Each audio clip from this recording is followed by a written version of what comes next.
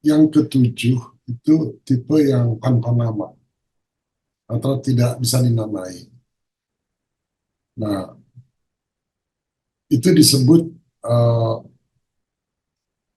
variasi tambahan aspek fisik makhluk yang ada di berbagai planet yang kita sebut alien yang belum termasuk klasifikasi yang 6 tadi. Tapi yang menarik, ketujuh-tujuh tipe ini sama-sama punya kehidupan intelektual dan spiritual. Sama. Ya. Nah, di tipe yang tanpa nama ini, anatomi struktur tubuhnya bisa sangat bervariasi. Misalnya bentuknya, ukurannya, konfigurasi organnya. Mungkin mereka punya organ-organ yang nggak ada di manusia. Struktur tubuhnya berbeda secara signifikan. Fisiologinya juga gitu.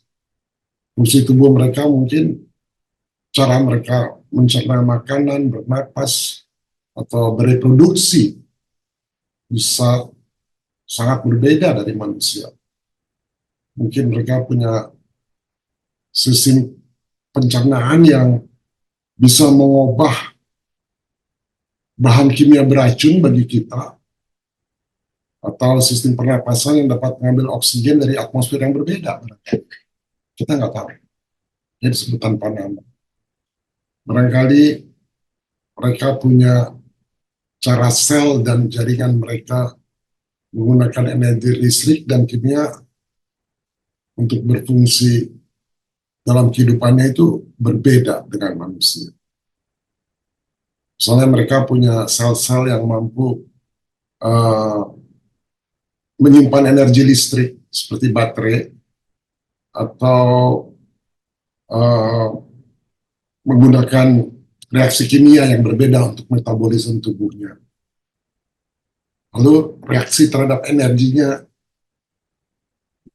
mereka berbeda. Mungkin mereka bisa uh, merespons energi listrik dan magnetik secara berbeda. Mungkin mereka punya kemampuan untuk menghasilkan medan listrik atau magnetik itu sendiri untuk pertahanan dari planet mereka atau untuk sebagai sistem komunikasi. Ya. Nah, terlepas dari variasi fisik dan fisiologinya, kemampuan berpikir, belajar, dan beradaptasi secara mental, mereka setara dengan makhluk-makhluk hidup lain. Dan mereka juga punya kemampuan untuk berpikir kritis, belajar dari pengalaman, dan memecahkan masalah. Itu secara intelektual. Secara spiritual, mereka juga punya kemampuan untuk merasakan, mengalami, dan mencari makna spiritual atau makna-makna yang religius dan tidak terpengaruh oleh perbedaan fisik mereka. Mereka punya kapasitas dan potensi untuk mengalami satu pengalaman spiritual dan hubungan dengan konsep-konsep yang lebih tinggi seperti ketuhanan.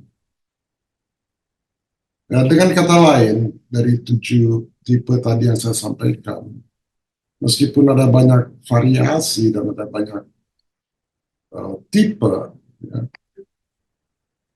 tapi itu tidak mempengaruhi aspek-aspek intelektual dan spiritual kita. Jadi sebenarnya kita tidak perlu takutkan dengan extraterrestrial, karena mereka nggak ada bedanya, karena kita bagi mereka juga alien. Ya. Nah,